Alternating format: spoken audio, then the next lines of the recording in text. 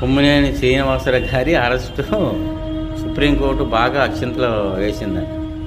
అంటే కోర్టు అంటే మరీ అంత చీప్ అయిపోతాయండి.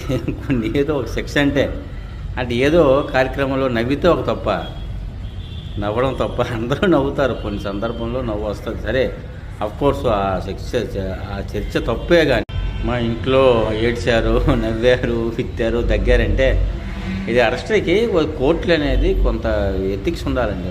కొంత మనం వెళ్ళేటప్పుడు మరీ ఘోరంగా అరెస్ట్ చేసిన తర్వాత 2 అక్షంతలు ఇచ్చింది, ఓకే.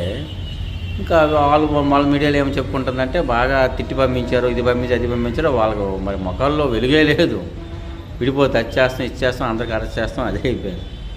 ఆ గాలి జనార్దన్ రెడ్డి కూడా బెయిల్ మీద వచ్చారు.